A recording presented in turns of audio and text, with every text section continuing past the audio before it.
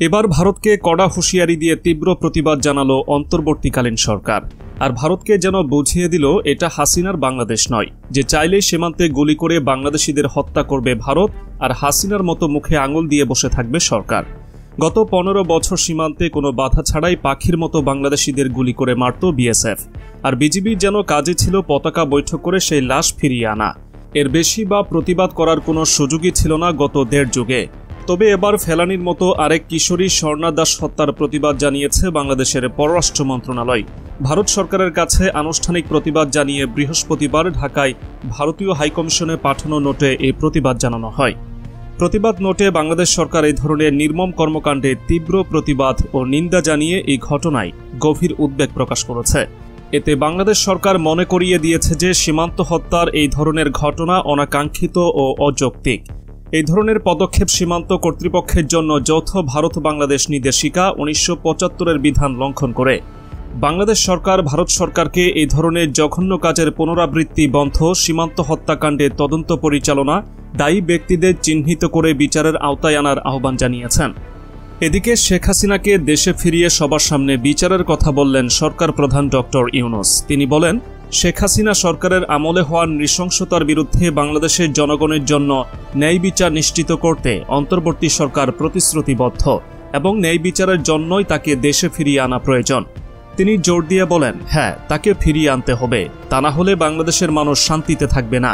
শেখ হাসিনা যে ধরনের নৃশংসতা করেছেন তাকে এখানে সবার সামনে বিচার করতে হবে।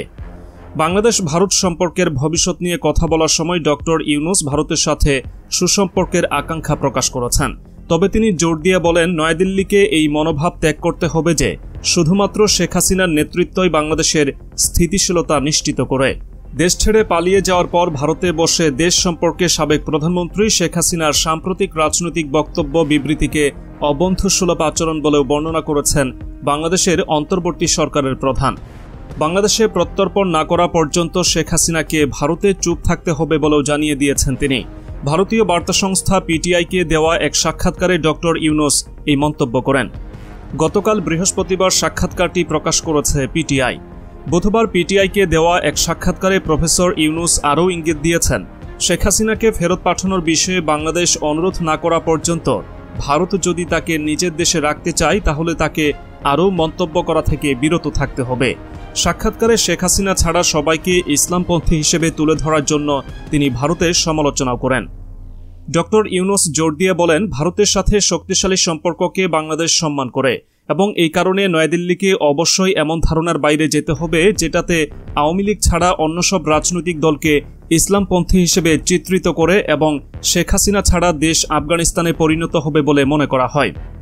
ডক্টর ইউনূস বলেন, শেখ হাসিনা ভারতে অবস্থান করায় কেউই স্বাচ্ছন্দ্য বোধ করে না, কারণ বিচার করার জন্য আমরা তাকে ফেরত আনতে চাই। তিনি ভারতে রয়েছেন এবং সেখান থেকেই মাঝে মাঝে কথা বলছেন। এটা সমস্যা তৈরি করছে।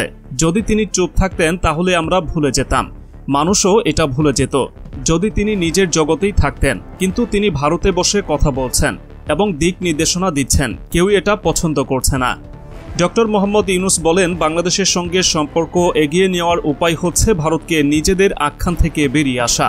আখ্যানটি হল বাংলাদেশের সবাই ইসলামপন্থী, বাংলাদেশ জাতীয়তাবাদী দল বিএনপি ইসলামপন্থী, বাকি সবাই ইসলামপন্থী এবং এই দেশকে তারা আফগানিস্তানে পরিণত করবে। আর শেখ হাসিনার নেতৃত্বে বাংলাদেশ নিরাপদ থাকবে। এই আখ্যানে ভারত বিমোহিত। ভারতকে এই আখ্যান থেকে বেরিয়ে আসতে হবে। অন্যান্য দেশের মতো বাংলাদেশও তাদের আরেকটি প্রতিবেশী। বাংলাদেশে হিন্দু সংখ্যালঘুদের উপর তথাকথিত হামলার সাম্প্রতিক ঘটনা এবং এ নিয়ে ভারতের উদ্বেগ প্রকাশের কথা উল্লেখ করে ডক্টর ইউনূস বলেন, এটা একটা অজুহাত মাত্র। তিনি বলেন, সংখ্যালঘুদের অবস্থাকে এত বড় আকারে চিত্রিত করার চেষ্টার বিষয়টি একটি অজুহাত মাত্র।